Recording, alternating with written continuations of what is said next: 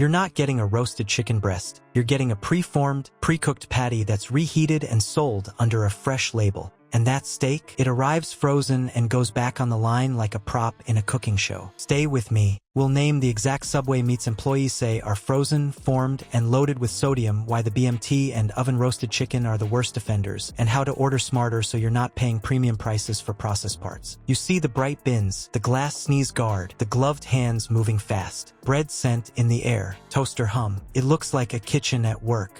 The truth is, it's a set. The action you watch is assembly, not cooking. Let's start with how that show runs. Dough gets proofed so the store smells like a bakery. Toaster adds a little sizzle for drama. Tubs of lettuce, tomatoes, onions, and peppers stay in view, refreshed on schedule.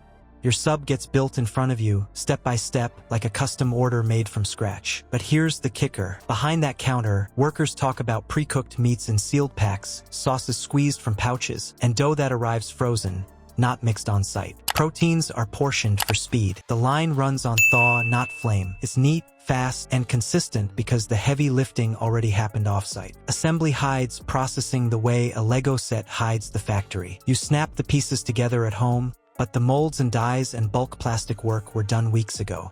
Same deal here.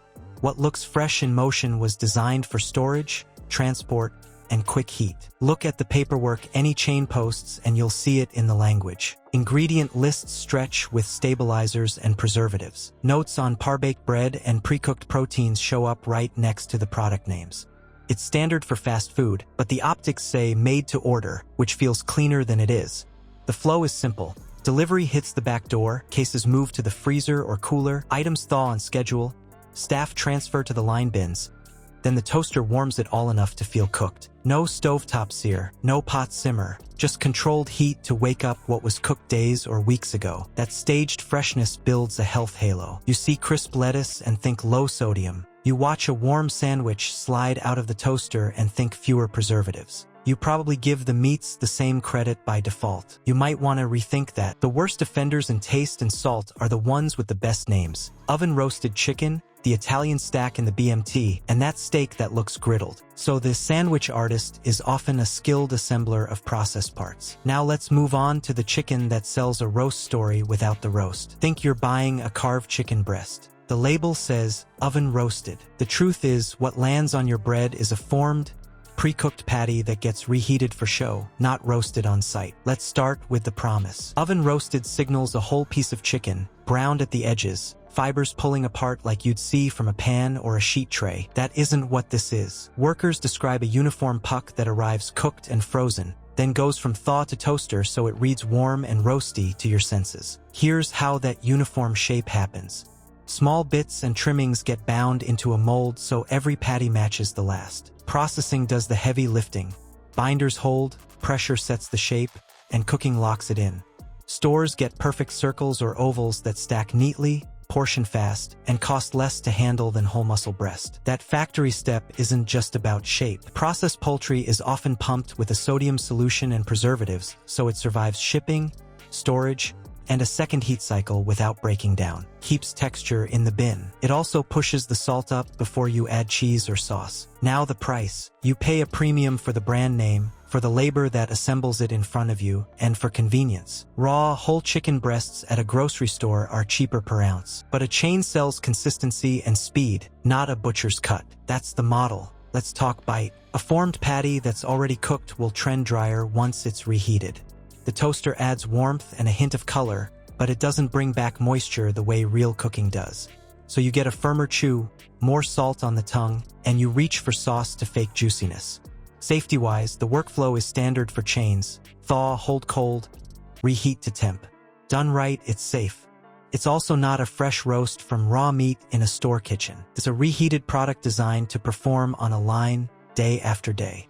If you want a cleaner protein at this counter, skip the roasted badge and load up on vegetables for bulk and flavor. You'll dodge the salt bomb and still leave full. But the biggest sodium trap wears an Italian name and a lot of nostalgia. Those neat ribbons of meat look delicate. The load of salt they bring is not. One Italian BMT stacks thin slices that read light, then lands you in the red before a single drop of sauce hits the paper. Let's start with what's on it. The BMT is ham, salami, and pepperoni. 3 processed meats layered for that sharp, smoky punch. The slices are thin so they fold and drape. They also make it easy to pile more without looking bulky. That's flavor by surface area, not by quality. Here's the problem. Processed deli meats carry nitrites, preservatives, and a heavy sodium hit. Thin doesn't mean less. It means each bite spreads the cure and salt across your tongue faster. Employees call these bottom-tier processed meats from bulk food service packs, which tracks with what you taste. Aggressive salt, soft chew, and a uniform look. Corporate nutrition data points to big sodium numbers for portions at BMT size before you add sauces.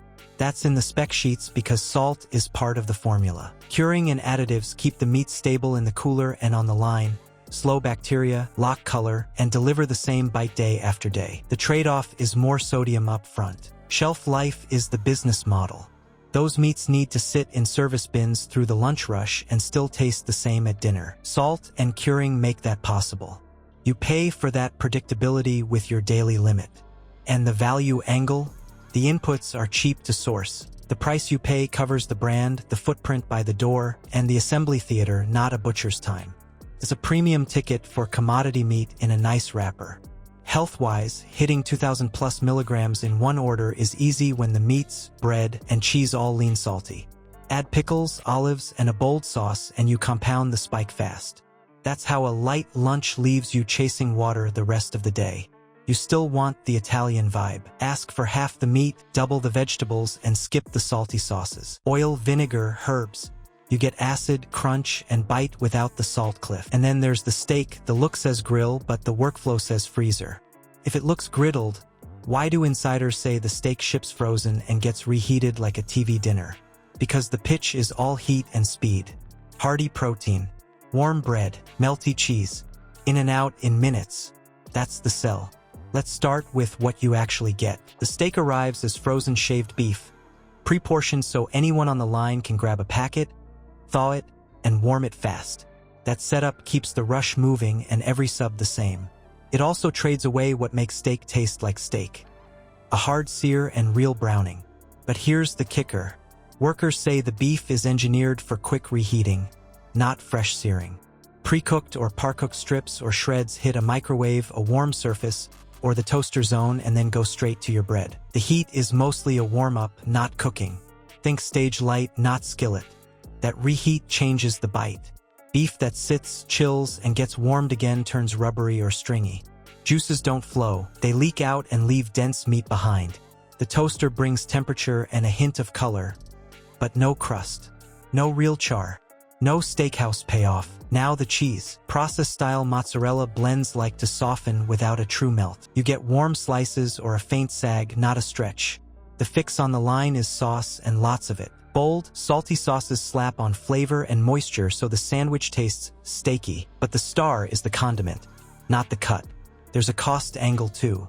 You pay a premium for convenience, standardization, and speed, not for prime cuts, fresh butchery, or someone at a flat top searing to order. The value lives in the system, not the ingredient. Grease is another trade-off. When reheated fat renders fast, it bleeds into the crumb and turns the sub heavy.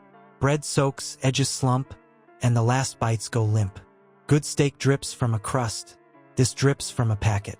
Nutrition stacks up just as fast. Meat, bread, cheese, and a bold sauce can push sodium into the red before you add pickles or olives. That's the quiet tax of processed parts designed to sit, travel, and reheat. If you want warm and filling, go veggie melt. Extra mushrooms, peppers, onions, lighter sauce, or oil and vinegar.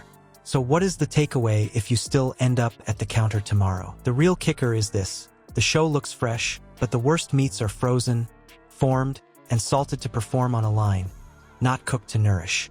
That's the trick. Stage lights, not a stove. If this gave you something to chew on, skip the sodium stacks, load up on vegetables, and compare with a local deli before you spend.